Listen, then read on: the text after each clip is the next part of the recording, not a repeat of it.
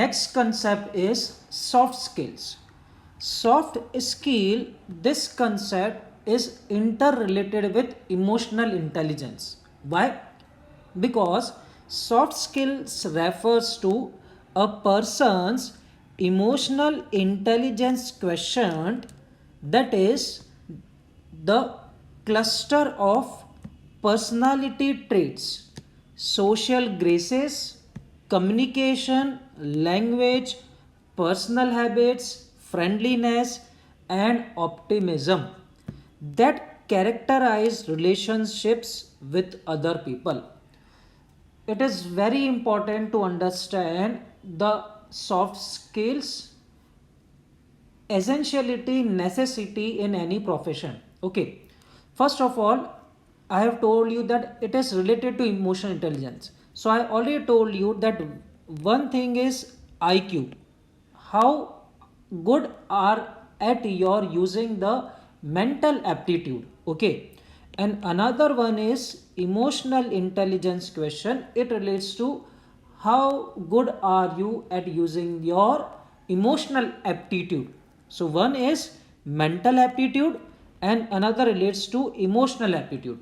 So mental aptitude relates to your skills, your professional functional skills. So if you are a civil engineer, you are very good at civil engineering, or very good at mechanical engineering, you are very good at maths, you are very good at physics, and so on, or you are very good at finance. So all this really comes in the IQ part. But IQ part itself doesn't help in organization. You must have EQ part, that is emotional intelligence. And this emotional intelligence question, that is how good are you at managing your emotions, this refers to soft skills. Okay, so we have just studied emotional intelligence, so it was a concept. And when we say that a person has good emotional intelligence, we can say that he has good soft skills. Okay, so simply it refers to a person's emotional intelligence question. It is called as soft skill. Now what is included? So we have studied that it is the cluster, that is group of, it is a cluster of personality traits. Personality traits means how is your personality. So what are all included? Social grace, how gracious you are when you are meeting different peoples. How good are you at communicating? So communication. How is your language? How are your personal habits? How friendly you are. Okay, and how much optimistic you are.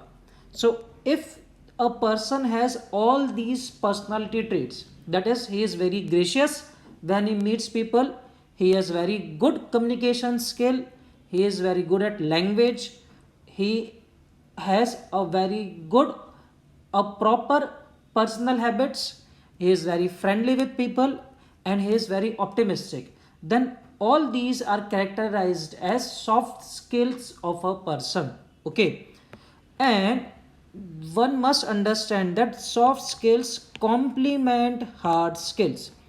What is meant by hard skill? Simply the functional skills that I have already told you: civil, mechanical, finance, banking, physics, chemistry, maths, and so on. So, if a person only has hard skills, then it doesn't guarantee that he will be a successful professional. He must also have good soft skills, that is a high emotional intelligence question. Okay, so we can take various examples. Let's say one example that I can take is a good example would be from cricket. Okay, so we know that Tendulkar is also very good at batting and Dhoni is also very good at batting. But here we can say that the emotional intelligence question of Dhoni is slightly better than that of Tendulkar. Why? Because we can say that Dhoni is better in managing the emotions of others. Okay, so he know how to communicate and with whom to communicate at what time, how to develop emotions with persons as per the situations. So this all comes in soft skill. So we know that both are good batsman, and Tendulkar is even better batsman than Dhoni, but he was not able to properly captain the team. Okay, so successful captain was Dhoni only because of his soft skills, not because of its hard skills. Okay, so here we have concluded the concept relating to emotional intelligence and soft skills. Thank you.